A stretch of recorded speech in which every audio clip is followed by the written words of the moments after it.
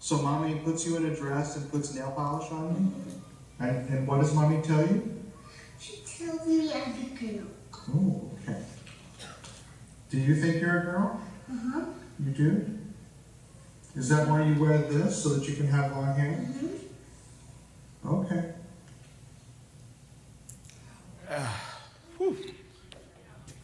At this time, I want to bring up a dear friend who I've been walking this walk with for a number of years, Jeff Younger.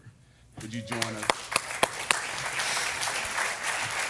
That is Jeff's son in the video, James. Troy, take a moment and explain who Jeff is. So Jeff is the father that is currently going through this situation. Jeff. He has lost his parental rights in a Dallas County court. And he's been court ordered to allow his son to transition, basically. And he is fighting it tooth and nail. And I'm standing firm with him, and I would ask all of us in the body of Christ, we don't know who around us may be experiencing the same thing. And so we need to be there to encourage them, to help them.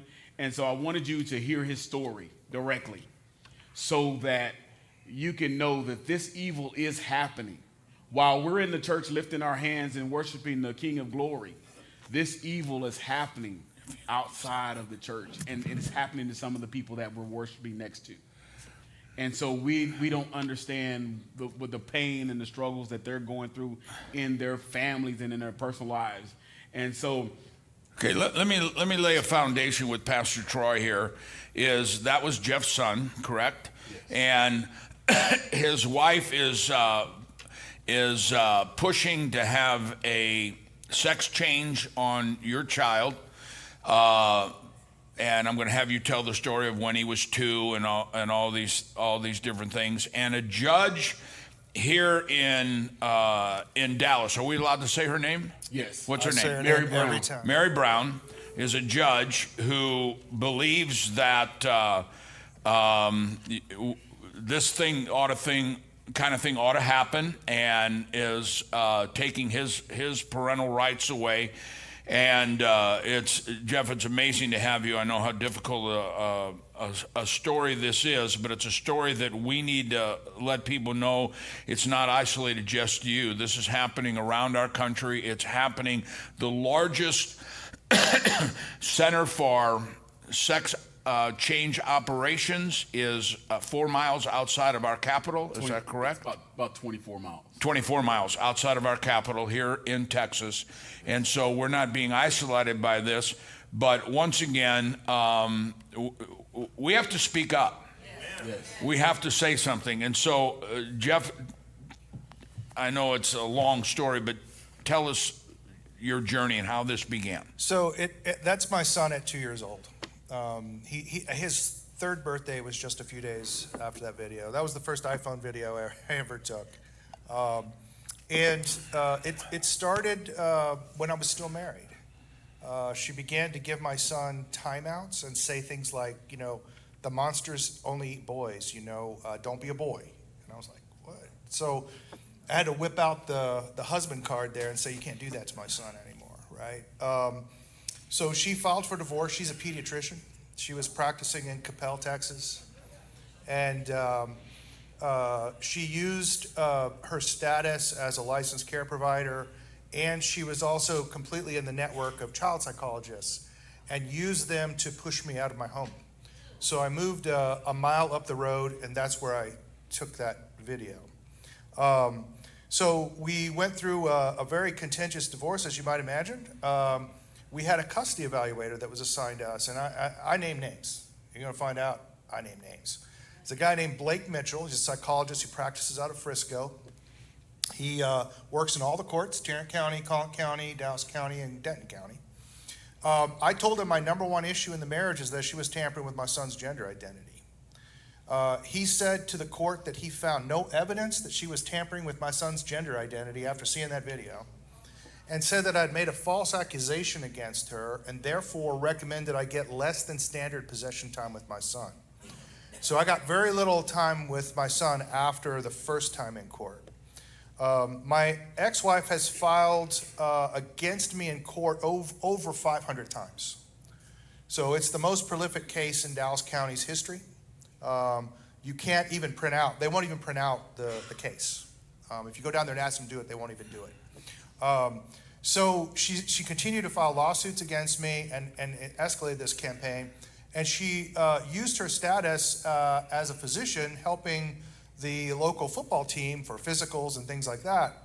And got in with the school board, and the school secretly transitioned my son in primary school without telling me. So What does that mean, transition your son? I would bring my son to school in boys' clothes, and his name was James, and the teacher would give him a dress and call him Luna and make him use the girls' restroom. What school was this? This is Pinkerton Middle School in Capel, Texas, and the principal at the time was Miss Mickelson is her name.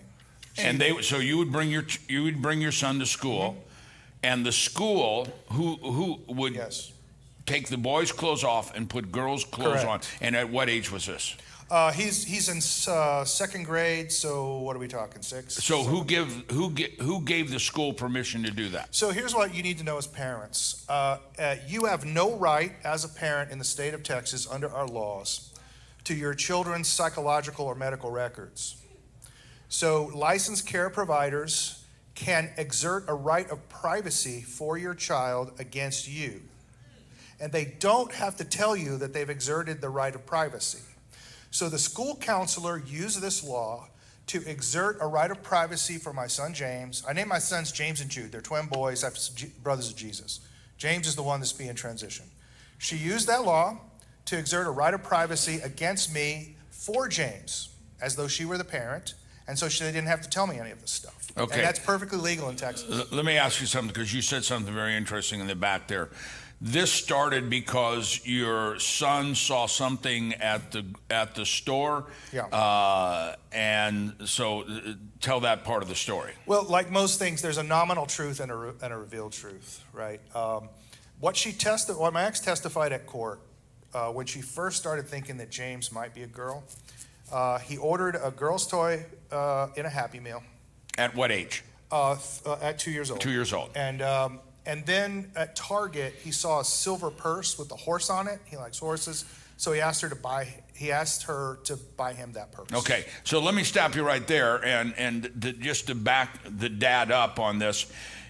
Kids at 2 years old are looking at anything shiny, anything that's got a pony on it. It absolutely makes no difference. Now, what